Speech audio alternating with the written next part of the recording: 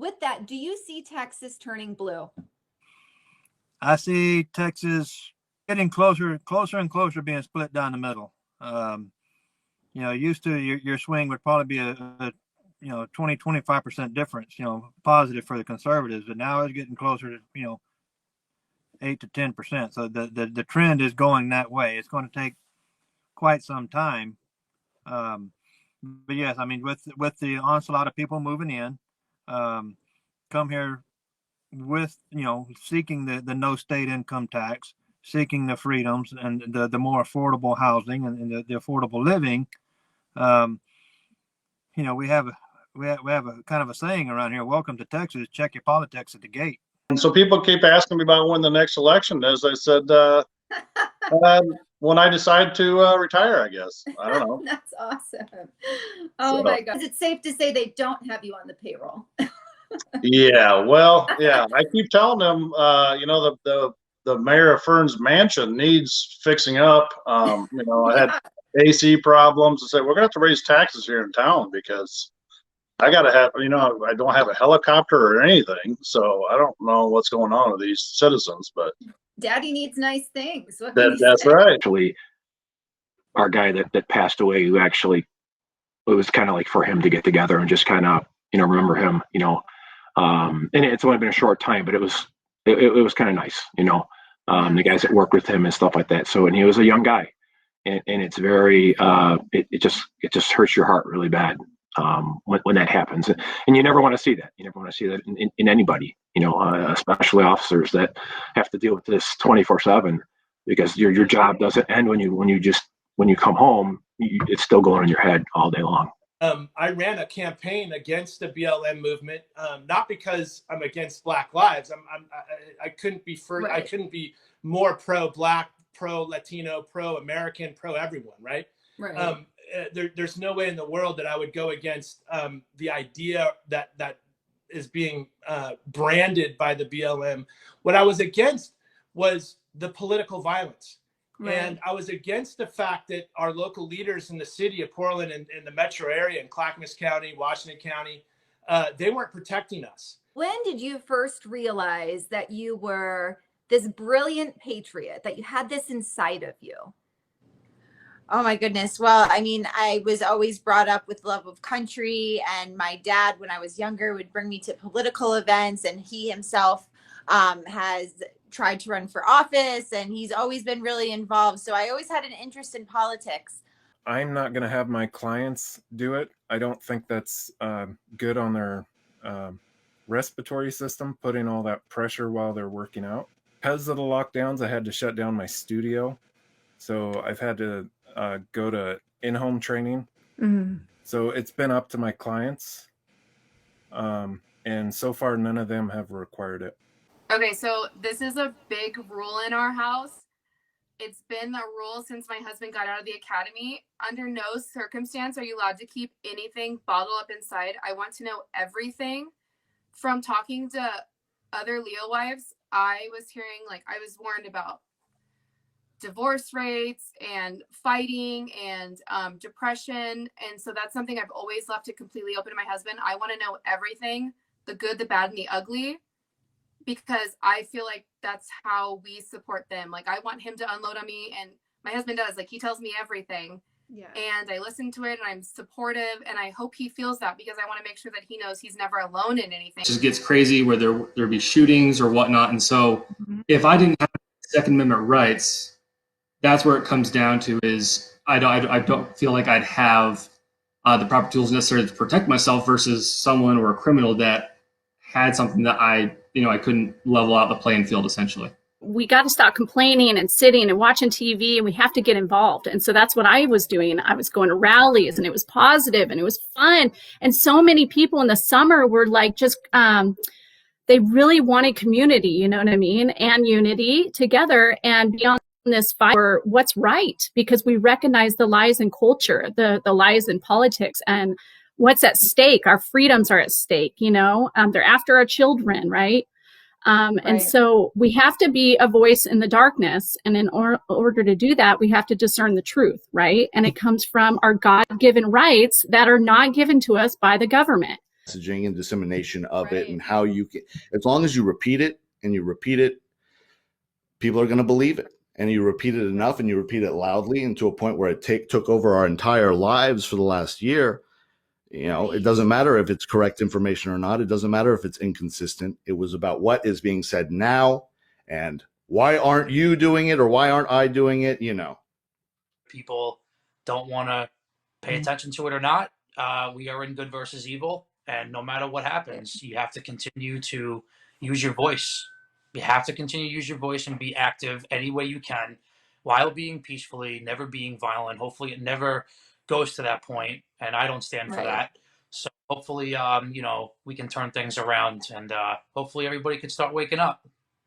Hi, everyone. I just want to say thank you, first of all, to my sister for allowing us the opportunity to come in here and share a story today. You know, I'm very emotional already just hearing you say, you know, those things that you said, knowing where we've been and where we are now. It really is an amazing transformation. And so I could not be more blessed with this opportunity to be on here today to share my story with you guys. So, you know, we're both involved in the recovery community in Vancouver, Washington. It's an amazing recovery community. For those of you that don't know, growing up, I had a good life. You know, we grew up in a great neighborhood with lots of kids our age. You know, my parents were together. I had lots of friends. But I always just felt like I was different than anyone else. You know, I just felt like there was something missing. I felt like I was on the outside looking in, and I don't really know why that was. I just felt that way for a really long time until I got to high school, and you know, I learned that I could fit in a little bit better with the misfit kids and the kids that had you know, kind of just had each other, did their own thing, didn't really belong to any certain clique or group. I just fit in there, you know, and I also found drugs and alcohol at that time. And, you know, when I found those things, I felt like immediately like I was smarter, taller, prettier, funnier. I cared less about what people thought about me. My insecurities were gone. I felt like I found a solution to my problems. I come from a good family. Like we do have a history of addiction and alcoholism in my family. My grandpa died an early death due to alcoholism. Lost a couple of uncles along the way as well due to that. I've got an uncle still that is whatever he is. I don't know what you would call it, but he's not clean and sober, but he doesn't smoke crack anymore. So anyways. And so when you shared that with me, I was watching it. I was laying in bed next to my husband, and I was like, oh my gosh, literally, I'm not even kidding. Tear. That's why I have my tissue. It really touched me. And, you know, what I do is time consuming, and I'm putting my neck on the line by having my face out there. And, but when I see kind comments like what you said, it just really hits home why I'm doing what I'm doing. So I just want to say thank you for the kind words and the words of encouragement. And I think very highly of you as well. Underage girls that they had, or rape that was real, that was published on Pornhub. It's disgusting. Wow. So wow. It bothers me. I pray a lot, and I hope we find someone one day that will be willing to take this up. And I feel like Trump did. You saw how many traffickers were arrested under his leadership, and I'm scared we won't have that. Does your mom know you're stupid? You're like, no. Oh, so she doesn't know you're stupid? Okay. So you have to reject it and say, I just reject it at its foundation. And that's the only way to fight against it, and to tell them about your own life. Because my life, I did not grow up privileged. Divorced family. My mom was borderline. She could have got on food stamps, and she didn't because she's too proud and she's too conservative. And my dad lived a very crappy situations. I grew up in the ghetto side of the neighborhood. I was the only white kid in one of my schools. I used to get picked on all the time for being white.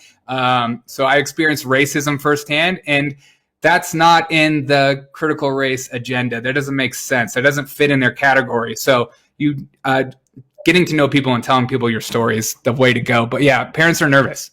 In law enforcement, your day is not going to compare to theirs and to some of the things that they deal with and might see. So, and that's part of the problem too, that the comparing is a problem. So don't compare. It's all relative. You know, your bad day maybe isn't, you know, in comparison as bad, but it was still a bad day. So when you have that compassion, it helps.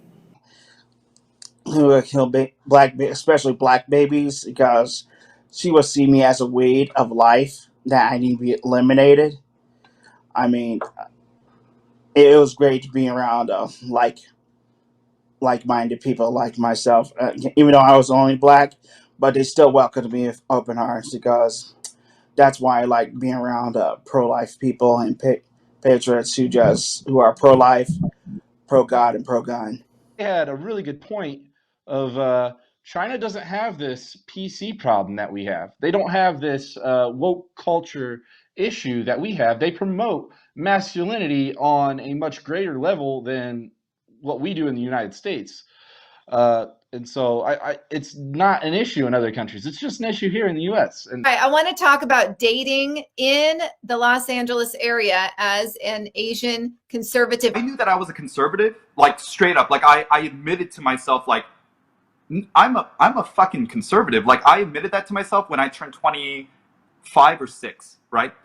I didn't come out as conservative, but I knew that I was.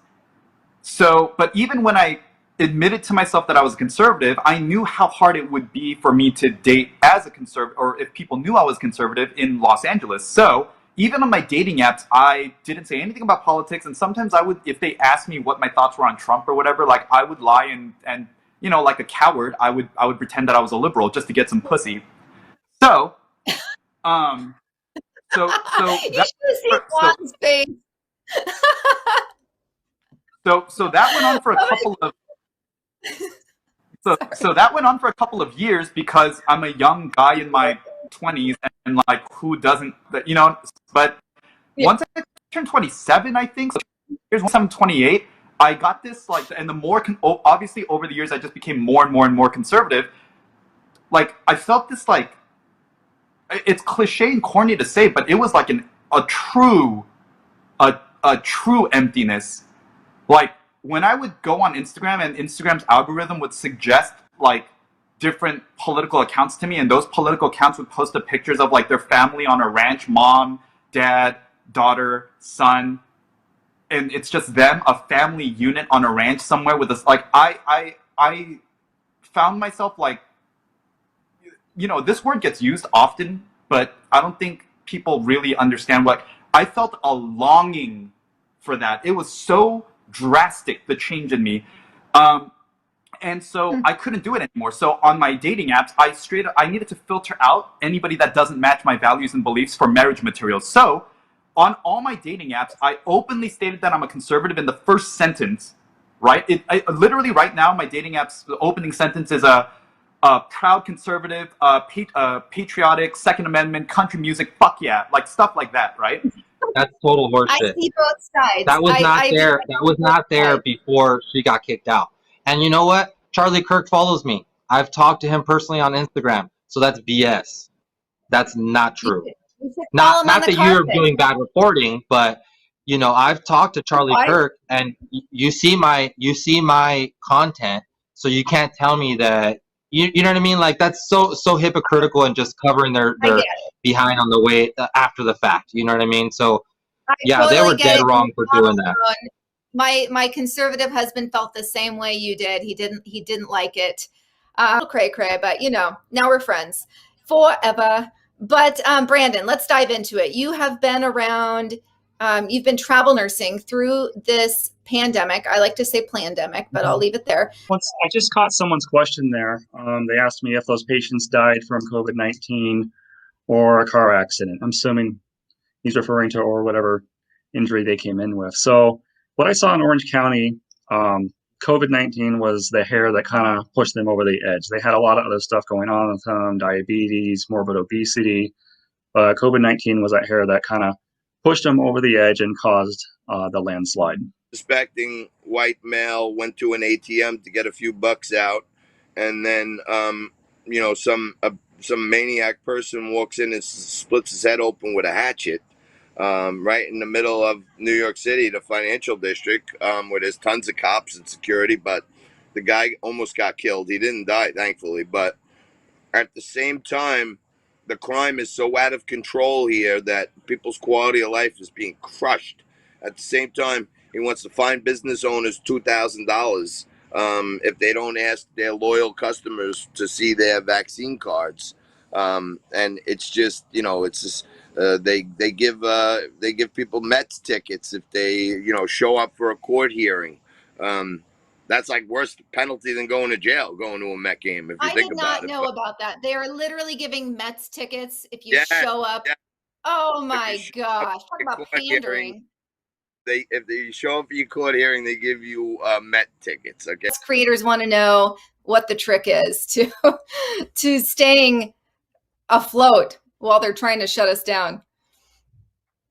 Learn how to write appeals, because you're going to be doing it a lot. And make sure that you try to keep your content as PG as possible. Other than that, I don't know. I mean, that's how I've done it. It's worked for me. That's good to know. I do drop quite a few F-bombs in some of mine. And so I could see, they like to say mine's hate speech. And so I'm like, okay, maybe the F-bomb is the hate speech. I don't know. I just had my very first successful appeal though with TikTok, and they apologized and put my video back on there. That is the only one I have ever had that happen with.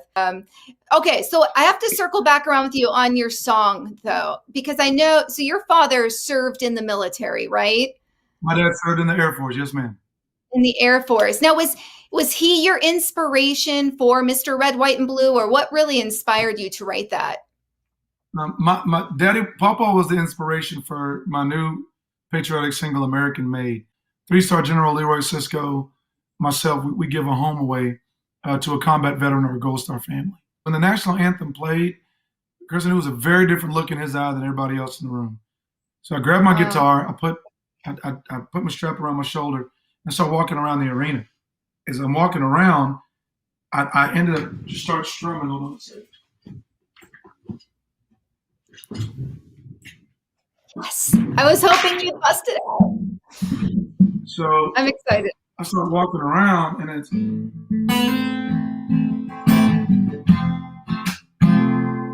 the guts and it's the glory, 100 stripes on his doors. It's the Pledge of Allegiance on the 4th of July. And my buddy Trevor was like, go, keep going. And I was like, it's them handwritten letters from hope. It's them sleepless nights alone. It's his newborn baby he left with his wife. Mr. Red, White, and Blue, lay down, he is alive. Mr. Red, White, and Blue, for these stars and stripes. Hey.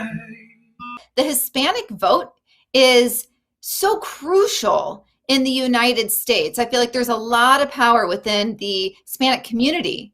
And what you're doing serves a massive purpose for those of us who have these strong moral beliefs.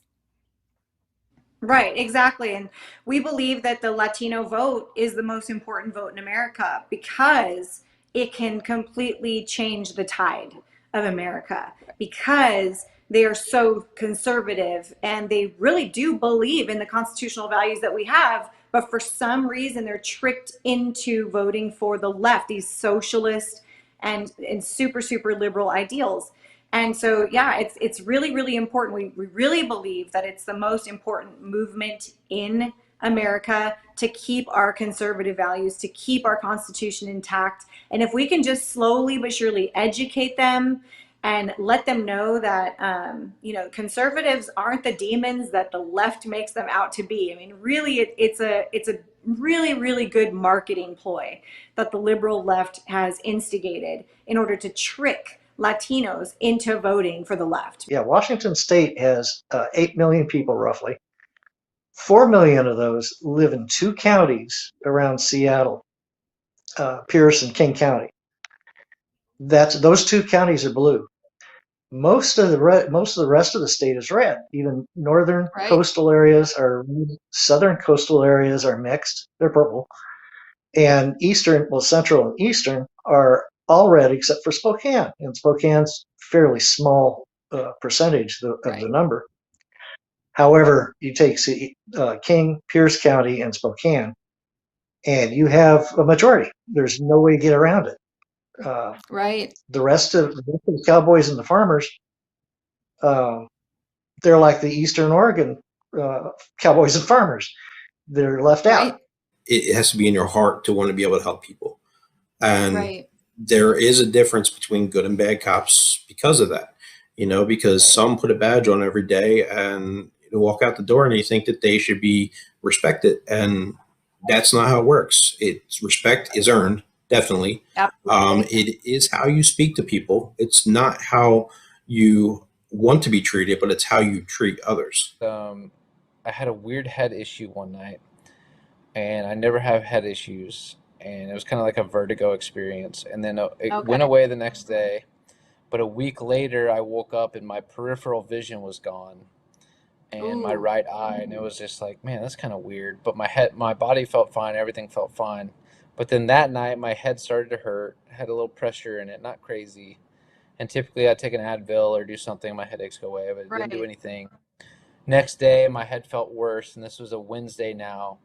I was at the field trying to go through our routine. I said, hey, can I go to the doctor? Like, I never have head issues. My vision's still a little messed up. Let me just go to the doctor. So I went to the doctor. They sent me there. And, basically that guy had to fight for me. That was a Wednesday. He had to fight for me the next day. He's like, let me take you to the neurologist. Obviously, it's a head issue. I can't do anything for you. But let me go, especially because it's still persisting. And it was like when I was moving, I would feel the pressure like a little bit more in my head. And I just knew it was weird. So Thursday morning, it was even worse. And I went there, and I got an MRI at the neurologist. And they basically came out with the results. Like, at this point, I was like, something's happening. Something's wrong. I kind of wanted him to tell me something rather than say, I don't know, we'll see. I was like, no, something's wrong. So he did, but unfortunately it was not good news. He came out and he said, hey, listen, you got a pretty serious situation here. You got an AVM. We've had success in the past, obviously remove and take care of these, but however your situation is pretty serious, like, we're going to need to do surgery tomorrow morning. So this is Thursday. And for those watching, what exactly is an AVM? So an AVM it's called an arterial venous malformation, and it's something that where when your brain is developing, you can get a clot of blood vessels. You have blood vessels that are smaller, capillaries and arteries and veins that go through your head that distribute blood. Arteries are the biggest ones, and capillaries and the blood vessels are the smallest ones. But they can, in your brain development, they can kind of, at times, the AVM is they can get tangled up a little bit.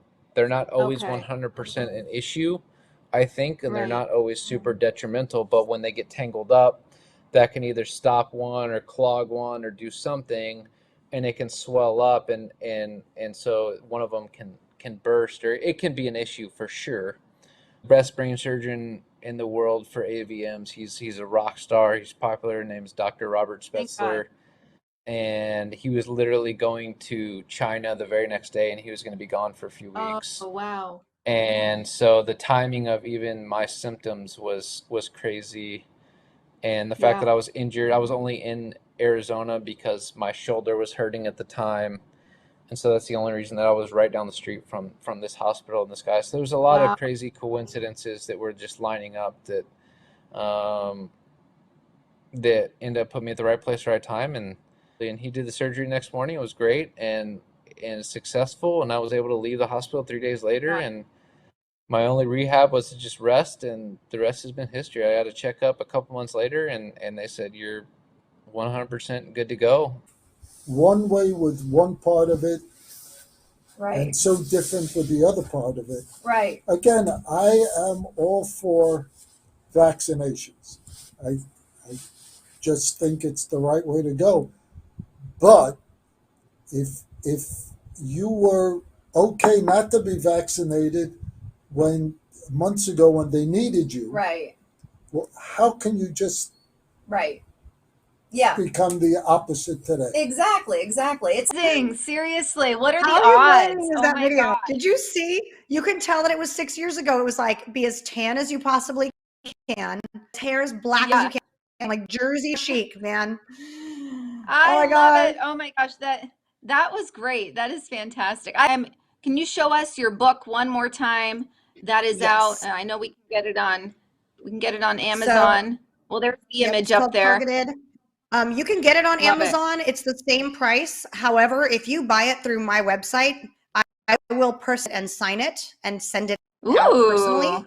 So Way if better. you go to patriot.com, super easy, patriotbarbie.com, and I will personalize it and mail it out to you. So I love that because then we're not supporting Jeff Bezos. He doesn't need any more of our money. Yeah, we actually did the interview in April.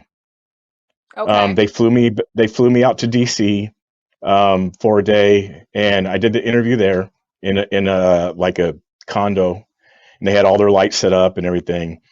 And I did record it, so I do have the full interview. Oh, no. Smart. Yeah, so I have the full interview just in case they was going to do something funny and make me look stupid, make me look bad or whatever. So I did record it. And then as time went on, it got around September and they started reaching out to me. But by that time, I started hearing, there's been time since January 6th and September. And I started doubting it. I was like, man, I don't know if I really want to be in this because more truth was coming out, more things about, January 6th was being released and exposed. And I'm like, I don't know if I want to be in this. Right. And so they kept emailing me and I was just like kind of ignoring it for a while. Yeah. And I finally got back a hold of them. I said, I'm not comfortable about, with myself being in this. I don't know how you guys are going to spin this. I don't know how you guys are going to use it. And so they said, well, we can send you the segment of your piece and the footage that we're using. I was like, okay. So they sent me the stuff. And even then I was still like, I don't know, because they wasn't sending me the complete hour and a half. They were just sending me my part. And I'm like, even with my part, just seeing my part without the full context, I'm like, I don't know. And then they said, well, what about this, or what about that, and I said, okay, I'll do it. And so I did it, and I'm not disappointed that I did do it, especially once I saw and heard that other conservative conservative streamers and reporters were in the documentary. Well, I will tell you, and I was going to kind of mention this because I went from that addiction, kind of overcoming that that public perception of what addiction is and what happens. It moved into mental health field, and we had some mental health stuff with my wife where her doctors suggested that she get a service dog, and that was about 2011, 2012. And we had a trainer help us train a dog, who was an amazing. Actually, it's that dog right there on the wall. Oh, so cute. Yeah, so we're now on her third service dog. But through that process, I really started to understand how horrible people were in the community from the business standpoint, from people using their own personal dog as a fake service dog, and how people just didn't understand what the laws were and how they needed to know. And so originally I took it upon myself. I'm going to educate people, and I'm going to advocate also at the state legislature. So both of those things is what started Working Dogs Oregon. And he walked past me, and when he did, he threw something over my shoulder and hit the table. He said, "You want some?" And it was a pack of methamphetamine. I had never done it and never even seen it at that point. And I was like, all right, sure. And now he walked out of the room, so there was no peer pressure. It was just me and the drugs. And I did some, and we went to Texas. And I was very talkative on that trip to Texas. And I was up all that night, the next day, most of the next night before I slept again.